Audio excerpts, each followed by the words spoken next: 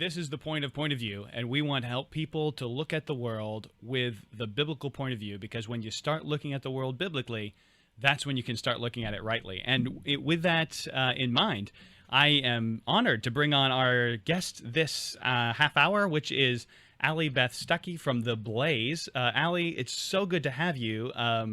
So impressed with some of the stuff that you've got out there. I've been listening, watching your book, and good to have you on the show.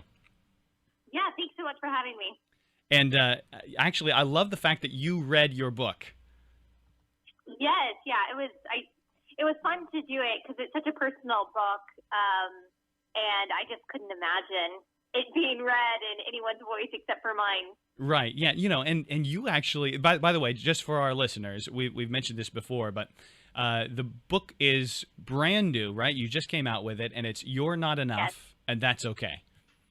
Yes, you're not enough, and that's okay. Escaping the toxic culture of self-love. Yeah, and I love that concept, and by the way, I'm halfway through the book, so there might be something in there that I disagree with. So far, I'm just like, wow, this is awesome. I agree with everything that you've said. And Awesome. yeah, I mean, and what I think is amazing is that you wrote it really for women, right? Sorry, can you repeat that? I'm sorry, you sort of wrote it with women in mind as you were writing Oh, it. yes, I did.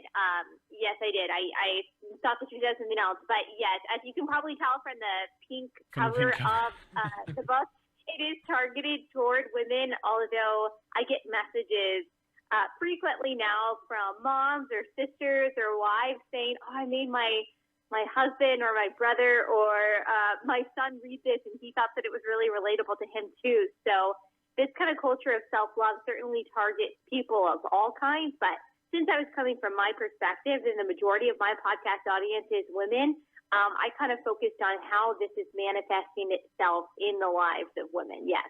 Oh, no, absolutely. And one of the things that struck me was just what you said, that this is a truth that is so important, I think, for everyone. And I want to encourage our listeners, male, female, whoever's listening, man, this is helpful. Don't be afraid by the pink cover.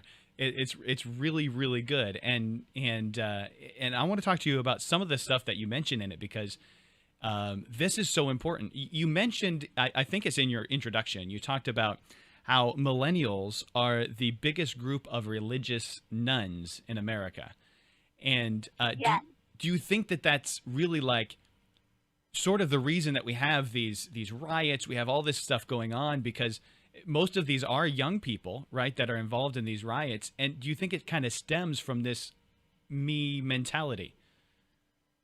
Yes, I do. I think that is the underneath of, well, essentially all of society's problems go back to godlessness and not knowing the gospel. As Christians, of course, we know that that's true. But I do think even beyond that, taking Christianity out of the mainstream and lessening its influence on mainstream culture is going to have the effect that we are having now.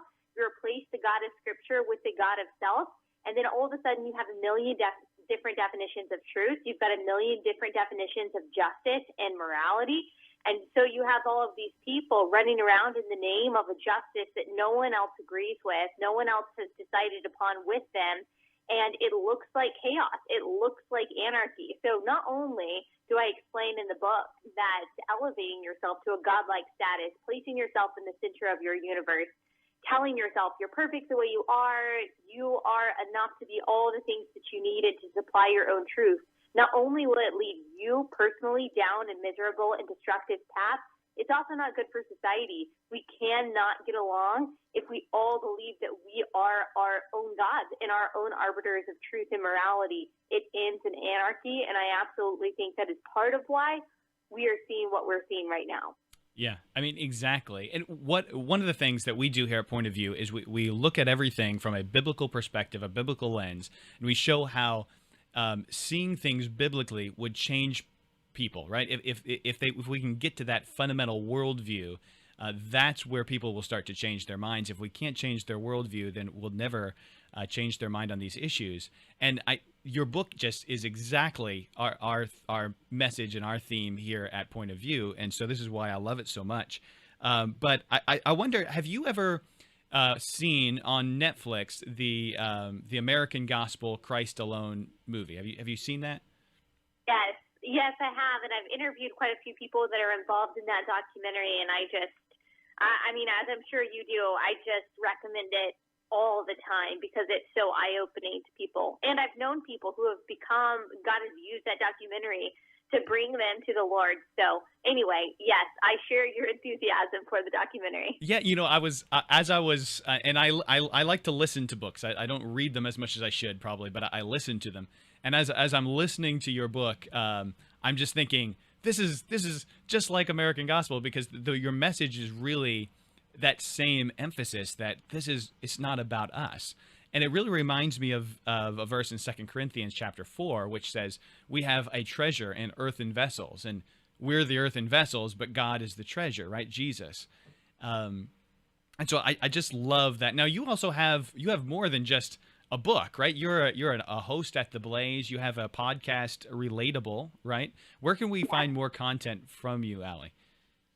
Yeah, so I host a podcast doing pretty much exactly what you described you guys do, which I'm so glad that there are a lot of people out there helping people build a worldview that is based on the Bible. I think a lot of times we're scared to talk about all the issues that are out there. Because we're nervous about being polarizing, so we're scared about talking about politics and culture and social issues and things like that. But the fact of the matter is, when Christ takes over your life, he takes over every part of your life, every perspective that you have. That doesn't mean that you're partisan on everything, but it does mean that he is going to affect how you see the world, and that does include things like politics and culture. And so that's what I believe on my podcast. It's called Relatable, and it's anywhere you get your podcast. You can watch on YouTube as well, and we analyze culture, news, politics, theology from a Christian perspective. And that's also the goal with this book. We're taking 5 cultural lies, really, that are built on this lie that you are enough. We are showing where they show up, how they manifest themselves, and replacing them with the truth of God's word, along with some practical wisdom. And if people are interested in picking up that book, they can go to alliebethstuckey.com/book. That's probably the best place to go to find all the places where you can purchase online, but it should also be available at your local bookstore or Barnes & Noble. Yes, and we will put links up at righteamericamedia.com and all the sites that we're on here, so you can access that. And so if you have just a few more minutes, I wanted to ask you a couple questions, and then I'm going to bring our co-host, Justin Barnes, in. I'm sure he has a question or two for you. Did you see the Democrat National Convention, and what are your initial thoughts on what we got last week? I watched some of it. I didn't want to spend all of my time watching it because it just makes me, it riles me up a little bit too much, and right. I felt like I probably had a better use of my time. But I did watch some of it, and I caught up on Twitter watching clips and things like that. So I think what they did is they very smartly presented some of the most unifying figures, some of the best, most charismatic speakers. Now, some of their choices in Hillary and Bill Clinton were very odd. The choice of choosing Hunter Biden to speak was also very odd, but they chose good speakers. And then the things that we didn't see in the online meetings that were happening in the DNC, that's where all the radicalism happened. So that's when they talked about defunding the police. That's when they talked about ending incarceration in prisons for all. That's where the extremism and the radicalism that I believe truly is the Democratic Party, that's where that came out. Unfortunately, I don't think most Americans saw that, and I think that was strategic of the DNC to put their best speakers forward, of course. And so from that perspective, from a strategic, nonpartisan perspective, I think they did a pretty good job. Yeah, it's a little boring, but all political conferences are. I think they did a pretty good job of covering up the extremism that exists in their party. Do you think that it will be effective? Because to me, it just seems like, choosing Elizabeth Warren to head up the Native American caucus and all this other, it just seems hilarious. But do you think that the American people are going to swallow this? Is it going to be effective, or? I think that Joe Biden, for all of his flaws, is doing a pretty good job right now of presenting himself as the stability candidate. Everyone is looking around right now and they're saying things are chaos. They think some people think the coronavirus is chaos, so it was mishandled. They see what's happening in America's biggest cities, and yes, obviously all of those cities are run by Democrats, but people who maybe don't like Trump are looking at this and they're saying, this is Trump's America, and once Trump is not in office anymore, then we'll finally have stability and normalcy. Joe Biden is doing a pretty good job of presenting himself as that. I, of course, think that is all a sham. I think that this unrest is going to get worse if the Democrats win in November. So I don't know if it'll be effective. I do think a lot of Christians are taken by the social justice message, and they, in my opinion, erroneously believe that the Democratic Party is the party of compassion and help for the least of these, when that just couldn't be further from the truth. So it's hard to know what's going to happen. I didn't predict the 2016 election well, so I can't predict this one either. But so far, I actually do think Joe Biden has done a pretty effective job at campaigning, but we'll see. Now, in your professional opinion, what do you think the Republicans need to do this week, and what is your kind of wish list, what you want to see out of this week for the RNC? Well, Trump just came out with what he plans to do in his next term, and I liked a lot of the things. I would love for them to talk about that and their dependence on China. That's a big one for me. School choice is a big one for me. But he didn't mention anything in his plan that he released about continuing to try to defund Planned Parenthood, which his administration has been pretty effective at doing. He didn't talk anything about life. He didn't talk anything about family. He didn't talk anything about religious freedom. And those are the three biggest things for me. The three biggest things for me is faith and religious freedom, really just freedom in general, and then the preservation of the family. I believe that any policy that advances those things they're going to be the best for all demographics of this country. So an emphasis on those things, plus stability, plus law and order. I think that he should defend himself on his coronavirus record. I think that we need a wide array of voices saying, we believe that American ideals are good and they've created a great country by the grace of God, and we want to continue that, versus the Democratic platform, which basically says we want to do away with everything and create something entirely new. And so I think that they just need to stick to that, to really the time-worn values that Americans have believed in and conservatives have believed in. I don't think every single member of the Trump family needs to be speaking, and they are part of the lineup. Not that they're not, great people, but I think we need to see a wide array of voices support a unifying message of stability and faith, family, and freedom. Yeah, no, absolutely. And Justin is our co-host here at Point of View. Justin, jump on in. I know you've got some things that you wanted to talk about. Yeah, I mean, I could do this for hours. I will say, when I heard you were going to be on the show, I did look up a lot of your YouTube things, and my heart kind of leapt for joy when I saw that you had a few kind of mentors from afar in the faith, Dr. Vodi Bakum, Jeff Durbin, all men that you've had recently on. So I was very happy to see that. And kind of in that vein, have you been following what's been going on with Dr. John MacArthur and Grace Community Church? And do you have any, where do you think that situation is going to be going? Because that's a big religious freedom, kind of the religious freedom issue that is going on right now. Yes, actually, I had Dr. MacArthur on my show today, and I interviewed him about that. And thankfully, the judge in California has continued to rule in their favor. He has said, hey, 3 times the city has brought this case to me and has said, hey, can you please put these onerous restrictions on the churches to make it basically impossible for them to worship? And the judge has said, look, I'm not going to do this. This is discriminatory. He explained it better than I do, actually, on the episode. And so I just really appreciate the lawyers and the organizations that are willing to fight this fight, which is a First Amendment fight, which is a fundamental freedom fight. I appreciate the judges that are putting aside activism and are saying, okay, it's my job to stick to the Constitution. It's my job to interpret the law in subjection to the Constitution. And I also think that Attorney General Barr and Assistant Attorney General Dryban have both been excellent warriors for religious liberty. I think it's both personal and professional and also political for them, which is another reason why, which I know there are a lot of faithful Christians who have different perspectives on this. But for me, when I think about supporting Donald Trump, or when I think about voting for Donald Trump, I think about also electing those people, electing Attorney General Barr, electing Secretary of State Pompeo, who also is a big defender of religious liberty. So this is another top issue for me, and another reason why I just cannot vote third party or vote for Joe Biden, because I don't see any other administration or any other party even making an effort towards religious liberty.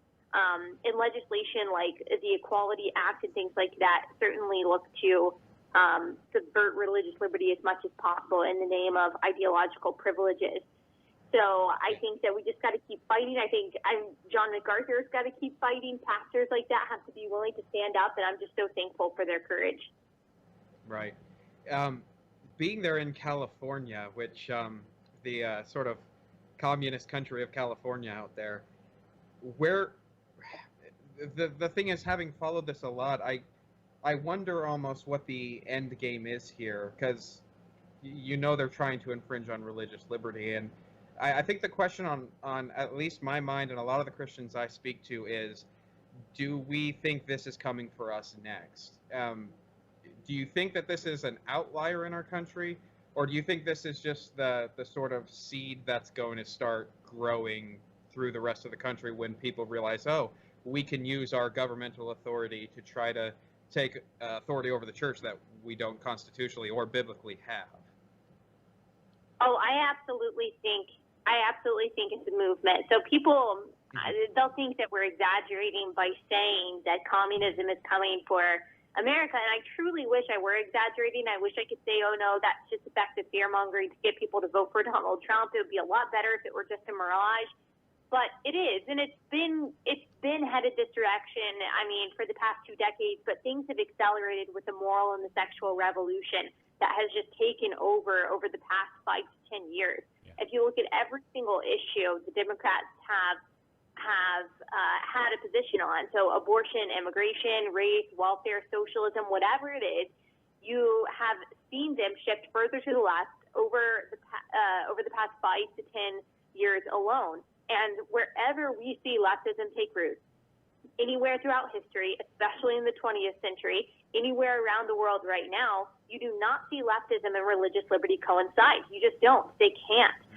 It's interesting that irreligious are a lot less tolerant toward religion than religious people are toward the irreligious. It's just how it is. Where Christianity thrives, so does liberty. And where Christianity is snuffed out, at least in the cultural sense, not in the actual sense, then we see a crushing of liberty. And I certainly think that is the movement. You have representatives like AOC saying that religious liberty is just an excuse for bigotry. And to that I say, no, accusations of bigotry are just an excuse to take away people's religious liberty. That is the constitutional right we have to religious liberty, not to not being offended. And so, yes, I do think it's a movement. I do think it's coming for us. I think it's coming for homeschool parents. I think it's coming for private schools. I think it's coming for pulpits. I think it's coming for even the beliefs that churches hold. I think there will be a day when churches today are met with the confrontation of politicians that say you have to marry 2 men or 2 women, or you got to shut down. You got to affirm, gender fluidity, or you got to shut down. You can't spread the gospel, or you got to shut down. I think that day is coming, absolutely. But the church is refined by fire. She's not destroyed by it. And Jesus promised that the church is going to prevail against the gates of hell. And so we can't be scared. We have to be courageous, just like the example that John MacArthur has set for us. Yeah, that's so good. And I think to your point, Kamala Harris has even suggested making removing religious exemption for any group, only for individuals, leaving it only for individuals, which I think would lead to exactly what you are saying. And I think you're right. I think we have to not just not vote for Biden and Harris. I think at this point we have to vote against them. And I think the way to do that is Trump. Yeah, I definitely agree. I mean, of course, I always like to leave a room because there are faithful Christian friends that I have that are, voting third party, and I totally disagree with them on that. But, there are some perspectives that are worth entertaining, but I'm with you. I totally agree. I feel like that's the only option right now. Right. I think you have to be you have to disown a biblical worldview to vote for Biden and Harris. I don't think you have to, with a biblical worldview, you have to vote for Trump. Yes. But I think you can't vote for Biden and Harris. I agree with you. I do think that some Christians, unfortunately, have been duped into thinking that, Biden and Harris are going to be the more compassionate group. And I've talked to some of these friends about that, and it's hard to reason with emotion. That's all I'll say. Mm-hmm. And honestly, if I may butt in just for a moment, that is, I think, one of the big things I took from the DNC was that's what they were trying to drum up. They kept talking about Beau Biden, for example, trying to show the compassionate side and then try to contrast that with President Trump, who, to be honest, he's definitely a little bit more abrasive than Joe Biden is. And like you said, Biden is really playing the stability and the compassionate side, which, frankly, isn't that bad of an argument when everyone feels like the world's kind of out of control right now. Right. Yeah. No, I absolutely agree with you. That's a good point. Well, anyway, we are running out of time on this segment. Allie, thank you so much for coming on. And by the way, everyone who's listening, if you like Point of View, you are going to love everything Allie Beth Stuckey. I'm just telling you, go out there, find her content, listen to her blog there, Relatable. You can her podcast. You can find her on The Blaze. Definitely buy her book. You can find it on Audible. You can find it, at what is it? You got paperback and everything in any store where books are sold, right? Yes. Yep. So the AllieBethStuckey.com/book is probably the easiest place for people to go. Okay, go to AllieBethStuckey.com and you can find the book there. And Allie, thank you so much. We're definitely going to have you back on some other time. I appreciate it so much, you taking the time to be on the show today. Thank you so much. Yeah, you have a good one. Thank you.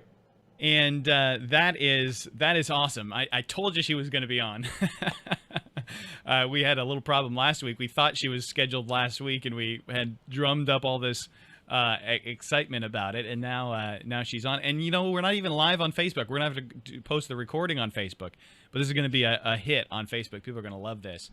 And so if you're watching this live, if you're watching the replay on Facebook, either way, I'm sure. I just want to tell you, go out. I'm telling you, you're gonna love this book. It really is a good book. It's definitely written for with women in mind, but it is so applicable to men. I really enjoy it, and I'm glad that I have the audio version, because that way I don't have to walk around with a pink book reading the book. It'd be hard to explain. But it's a great book. It's really right down the line. And by the way, those of you who've listened and heard American Gospel in Christ Alone, which I highly recommend. I don't know if we've talked about it this much on Point of View. Highly recommend it. Great show, video on Netflix, actually. And if you like that, you're gonna love this book. Definitely check it out. Justin, that was pretty cool, wasn't it? Yeah, I mean, you said it at the beginning. It really was an honor to have her on. I'm appreciative, and I thought that she offered some really good insight. I'm definitely gonna go I didn't know she interviewed Dr. MacArthur. I know what I'm doing after this.